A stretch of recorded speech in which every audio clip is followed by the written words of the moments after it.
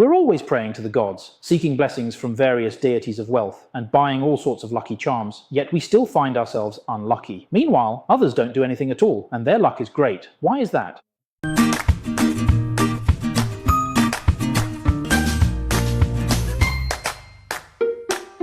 Mr. Huang, the big boss, can now be considered the richest Chinese person. His legendary story has inspired a huge number of Taiwanese people. Of course, it's undeniable that he went abroad at a very young age and was hardly educated in Taiwan. Many people like him, after achieving success, tend to identify themselves as Americans. But what's special about Mr. Huang is that after he became successful, he always openly says that he hasn't forgotten he's Taiwanese. Even though he left Taiwan at the age of 5, he still feels that the culture nurtured by this land gave him the nourishment to become who he is today, someone who has captured the world's attention. And it's clear that he is seen as a figure who will influence an entire generation to come. You might notice that there are some people around you, whether they have achieved great success in their careers, or they always seem to meet good men or find someone who truly cares for them when it comes to relationships. They may not necessarily be more attractive than you, but her boyfriend just treats her extremely well. The kind of men you worry about, not coming home at night, taking everything for themselves, being abusive or having lots of affairs, these kinds of men usually never show up around a certain type of woman. There are some women who just seem to have exceptionally good luck. Every man takes care of them. Why is it like this? Maybe you know someone who doesn't have a great educational background, but all her bosses at work look after her. Why is that? We're always praying to gods, seeking fortune, buying all sorts of lucky charms, yet you still find yourself unlucky. But others don't do anything at all, and their luck is just great. Why is that? You must be wondering if there's something wrong with your destiny chart. We often get students asking us questions like this. Teacher, am I just destined to be unlucky, or do I really need to perform rituals to change my fate? When we look at destiny charts, we can't deny that there are indeed some people with extremely bad charts, and there are also people with exceptionally good ones. For example, Boss Huang's chart is extremely good, almost flawless, the kind of chart with virtually no defects.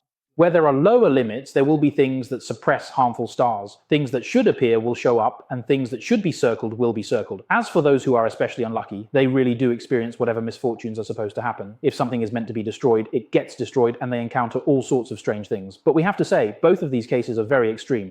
For the vast majority of people, their natal charts actually have similar issues. The real question is, who can live their life in a way that looks like a good fate? And of course, this is also why we keep promoting Zuoyu Do Shu. It's like seeing a doctor. Rather than waiting until you need to see one, it's better to take care of your health regularly. Similarly, instead of relying on fortune telling, it's better to live your life well from the start. As we often say, the origin of Zuoyu Do Shu comes from the Buddhist scripture Qijing Yanming Jing. The meaning of Yanming here isn't about prolonging life, but about making your life better. So the main point of fate studies is to make life better. What kind of person is that? Is it someone who is born with such qualities, someone who knows how to make their own life better? Let me share a few types with you. The first type, in terms of personality, are those who are relatively kind and get along well with others. The star that immediately comes to mind is the Tian Tong star. Basically, the Tian Tong star, except when paired with the giant star, is most of the time, it is kind to others and does not engage in conflict. People with this trait want to get along well with everyone. Such people, relatively speaking, tend to live better lives because when I am good to others, most people will also be good to me. Unless their luck is particularly bad, under normal circumstances, they tend to have good fortune. You might feel like, hey, they don't seem to do much, yet good things always seem to happen to them. Second, the Tai Yin star. The Tai Yin star, in terms of its yin nature, is one of the 3 yin stars paired in Dao Shu: Tai Yin, Tai Yang, and Tian Liang. Usually, only the Tai Yang star tends to be a bit more tired because the Tai Yang star wants to take charge of everything itself. The Tai Yin star also wants to take charge, but its drive and strength to lead are not as strong, so it is also relatively easygoing and kind to others, as long as its opposing star is not Tianji in the same palace, or not Tianji at all. So, relatively speaking, they're all pretty good. Now, as for the Tian Liang star, the Tian Liang star is inherently a benefactor star. It acts as a benefactor to others, and naturally others are also willing to be benefactors to it. Therefore, as long as the Tian Liang star is not in the same palace as the Tianji star, and not in opposition to the Tai Yang star, usually people with this star also have relatively smooth fortunes. Next, let's talk about the Tian Liang star. The Tian Liang star by nature is one that seeks goodness with others. In their life, there will be all sorts of people who have expectations of them, and they themselves will have all kinds of desires. People like this usually don't easily make enemies, but as long as the Tian Liang star is not in the same palace as the Zi Wei star, or not in opposition to Zi Wei, their fortunes are generally pretty good, so what else is there? Lianzhen star. Lianzhen itself is a star with a very strong market appeal, so it easily attracts others to help them. Therefore, people usually feel that Lianzhen's luck is quite good. The only thing is, Lianzhen is very afraid of encountering Huaji and Shaking, and so if you really have Huaqi and Lianzhen itself brings Shaxin, killing intent, especially if it's the kind of Lin-oriented Tonggong or the groups like Lianpo and Duigong, these are also more likely to experience more ups and downs. There isn't a direct personal connection. You might ask, hey teacher, so Lianzhen is afraid of Shaxing, but what about those earlier ones that are also afraid? What about those previous stars? Actually, if there's only one Shaxing, it's not a big deal. That's why I often tell everyone, you still have to look at what the main star is. If their innate nature is to be unconcerned and not calculative, then just one Shaxing doesn't affect them much. Even though they might feel it, even though they might be upset, even though their emotions might get stirred up, they'll get over it quickly. You might be thinking, wow, up to this point, you still haven't talked about my star yet.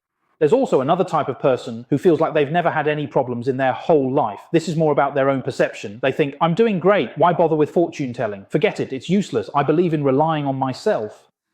I think this kind of attitude is great too. If you've known me for a while, you'll know that I'm actually not a fan of fortune telling either. If you feel like you're living well, then that's enough. There's no need to get your fortune told or to see a doctor unless you really need to. So, which types of people are these? People with the Qixia, Poujun, Zi Wei, or Tianfu stars in their solar system chart. As long as these people have the 4 transformations, they often feel that their lives are actually pretty good. Although it can't be denied that, compared to the previous group who genuinely feel blessed from the bottom of their hearts, this group may occasionally complain a little, but when they look back, they feel it's fine because they rely on themselves for everything. To a certain extent, they also feel that they are quite fortunate. So what about the rest? The ones left are often the ones who have more worries and concerns. And finally, if you add Wenchang, Wenshui, and Wenku stars, there are too many thoughts, too much emotion, and with Wenchang, too many personal rules. You often feel that the world can't always go your way. Also, you shouldn't add the Tuoluo star. If you do, you'll have even more uncertainty and not know what to do. How do you deal with these emotions? So after analyzing and breaking all this down, we can see why a certain type of person is lucky throughout their life. The main reason is that they understand themselves from the very beginning, and most importantly, they are naturally willing to help others, so others are also willing to help them. Sometimes, when we look at the charts of those who are considered fortunate, this becomes a key criterion. We can tell that this person is likely to have a smooth life, because in life, as long as it's not a matter of life and death, it's just a scratch. Since you're already soaking in it in advance, it's impossible to go through life completely unscathed. There's absolutely no way you won't encounter any bumps along the way.